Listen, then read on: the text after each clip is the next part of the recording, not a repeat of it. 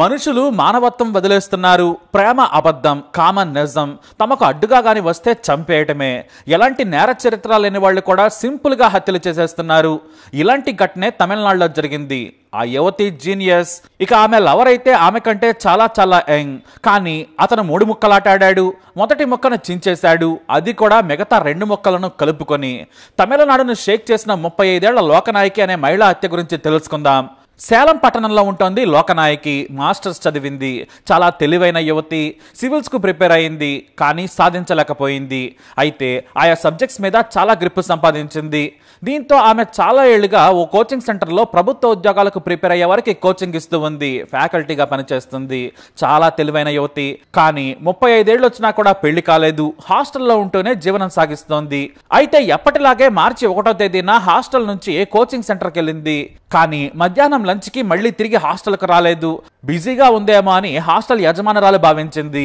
ప్రతిరోజు lunch time కి కలిసి చేసేవారు. వాళ్ళు చాలా close friends. Hostel owner Lokanayaki call చేసింది, కానీ స్విచ్ ఆఫ్ అని వచ్చింది. మళ్ళీ సాయంత్రం వరకు వెయిట్ చేసింది, అయినా కూడా లోకనాయకి రాలేదు. దీంతో ఆమె కోచింగ్ సెంటర్ కు కాల్ చేసి విషయం కనుక్కుంది.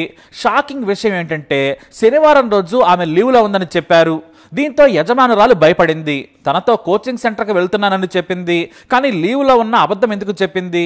ఎక్కడికి వెళ్ళి ఉంటుంది అనుకున్నారామె. వెంటనే ఆమె తల్లిదండ్రులకు కాల్ చేశారు. తమ దగ్గరకు రాలేదని చెప్పారు వారు. కనీసం ఫోన్ కూడా చేయలేదన్నారు. వాళ్ళు ఎక్కడో గ్రామంలో ఉంటారు. దీంతో తన స్నేహితురాలి కోసం హాస్టల్ యజమాని సేలం పోలీసులకు ఫిర్యాదు చేసింది. పోలీసులు రాత్రి సమయంలో కొన్ని కాల్స్ చేశారు, కానీ క్లూ దొరకలేదు. ఇంతలో యోర్కాడ్ రోడ్లోని 60 అడుగుల లోతున్న ఓ లోయలో మృతదేహం ఉన్నట్లు పోలీసులకు సమాచారం అందింది. దీంతో సేలం రూరల్ పోలీసులు అక్కడికి చేరుకున్నారు. ఆ మృతదేహం లోకనాయకిదని గుర్తించారు పోలీసులు. పోస్ట్ మార్టం పంపించారు. ఆమె శరీరంలో విషం ఉన్నట్లు రిపోర్ట్ వచ్చింది.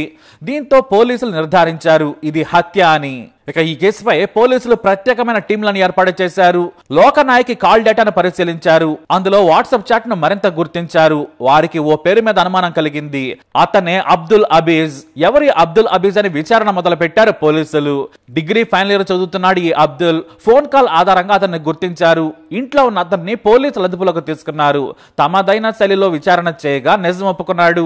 అయితే దాని వెనుక భయంకరమైన కథ ఉంది. అంతకు మించిన ట్విస్ట్ కూడా ఉంది. 3 ఏళ్ల క్రితం సోషల్ మీడియాలో అబ్దుల్ అజీబ్ ఆమెకు పరిచయం అయ్యాడు. ఇద్దరు స్నేహితులయ్యారు. అయితే తనకంటే వయసులో చాలా చిన్న కాబట్టి అతన్ని కాస్త దూరమే పెట్టింది. కానీ ఆమె వెంట పడ్డాడు. నేను నిన్ను పెళ్లి చేసుకుంటాను, మన వయసుతో సంబంధం లేదన్నాడు. ఆ తర్వాత పెళ్లి చేసుకుంటానని దేవుడి మీద తల్లిదండ్రుల మీద ప్రమాణం చేశాడు. ఆమె నమ్మింది.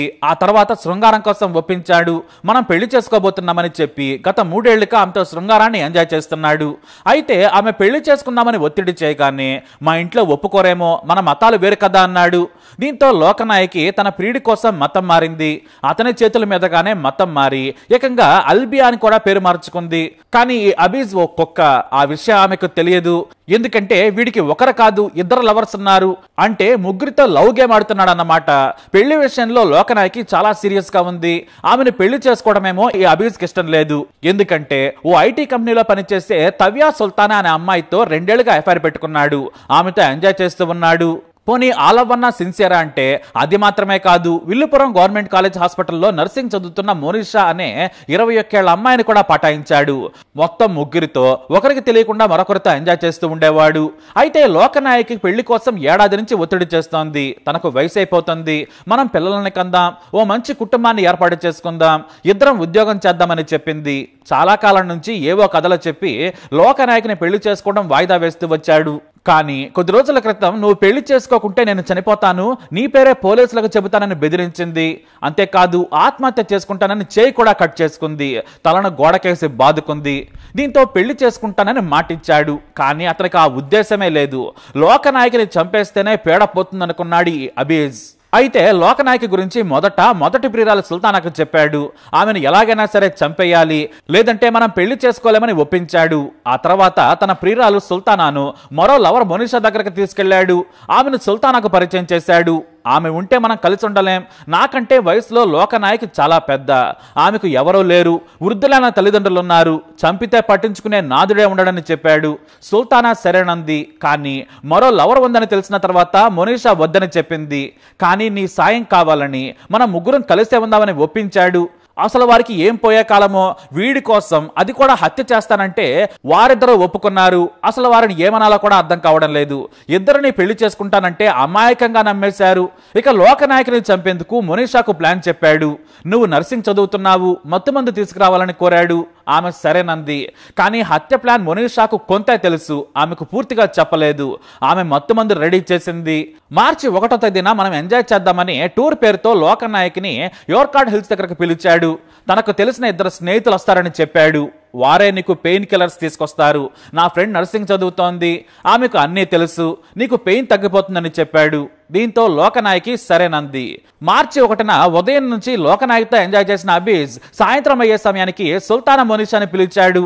అక్కడకు కాలేజ్ బ్యాగ్తో వచ్చిన మనీషా తన బ్యాగ్లోని ఓ ఇంజెక్షన్ను లోకనాయకి ముందే నింపింది. ఏం కాదు, రేపటి వరకు నీకు గాయం మానిపోతుంది, నొప్పి కూడా తగ్గుతుందని చెప్పింది. లోకనాయకి తనకు తానుగా చేసుకున్న గాయాలను తగ్గిస్తానని చెప్పాడు. అందుకే ఇంజెక్షన్ చేస్తూ ఉన్నారు. కానీ లోకనాయకి ఒప్పుకోలేదు. నేను డాక్టర్కు చూపించుకుంటాను, ఈ సొంత వైద్యం వద్దని వారించింది. ఏం కాదు, ఎందుకు భయపడుతున్నావని ఈ అబీజ్ సుల్తానాలు ఆమెను గట్టిగా పట్టుకున్నారు. ఆ తర్వాత మనీషా విషాన్ని లోకనాయకి బాడీలోకి ఎక్కించింది. 2 నిమిషాలకే ఆమె మత్తులోకి జారుకుంది. ఆ తర్వాత అబీజ్ సుల్తానాలు లోకనాయకిని 60 అడుగుల లోతున్న లోయలోకి బతికుండగానే విసిరేశారు. అంతే, తలకు తీవ్ర గాయమై చనిపోయింది. ఆ తర్వాత ముగ్గురు రెస్టారెంట్కి వెళ్లి ఎంజాయ్ చేసి ఇంటికి వెళ్లారు. లోకనాయకిని హత్య చేసిన విషయం ఎవరికీ తెలియదు. శవం కూడా ఎవరికీ దొరకదులే అనుకున్నారు. అయితే ఓ టూరిస్ట్ ఏదో స్మెల్ వస్తుందని లోయలోకి చూశాడు. శవంలా కనిపించింది. దీంతో తన ఫోన్ను జూమ్ చేసి ఫోటోలు తీయగా మృతదేహం కనిపించింది. వెంటనే పోలీసులకు సమాచారం ఇచ్చాడు. దీంతో మిస్సింగ్ కంప్లైంట్ ద్వారా హాస్టల్ వార్డెన్ పిలిపించి చెక్ చేయించారు. లోకనాయకిని గుర్తించారు. అలా పోలీసులు విచారణ చేయగా ఈ అబీజ్ చేసిన హత్య బయటపడింది. అంతేకాదు, ఏకంగా 3 లవర్స్ ను ఒకేసారి మెయింటైన్ చేశాడు నీచుడు. చివరకు ఎంతో చదువుకున్న లోకనాయకి కేవలం పెళ్లి కోసం మతం కూడా మార్చుకుంది. కాదు, ఆ దుర్మార్గుడే మతం మార్చాడు. చివరకు మరో 2 లవర్స్ తో కలిసి హత్య చేశాడు. అసలు ఆ ఇద్దరిని ఎలా ఒప్పించాడో తెలియక పోలీసులే షాక్ అయ్యారు. ఆ 2 లేడీ హంతకులు మాత్రం వాడు చేయమంటేనే చేశామని చెప్పడం విశేషం. అలా 22 ఏళ్ల లోపే 3 హంతకులుగా మారి జైలుకెళ్లారు. హాయిగా తన జీవితం తాను బతుకుతున్న లోకనాయకి లైఫ్ లోకి శృంగారం కోసం వచ్చాడు నీచుడు. ఆ తర్వాత అవసరం తిరగానే పెళ్లి చేసుకోమంటే చంపేశాడు. మరి వీడిని ఏం చేయాలి? మీ అభిప్రాయాన్ని కమెంట్ ద్వారా తెలియజేయండి. ఈ వీడియో అప్డేట్స్ కోసం మై ఛానల్ ఫాలో అవ్వండి. అలాగే తప్పకుండా సబ్స్క్రైబ్ చేసుకోండి.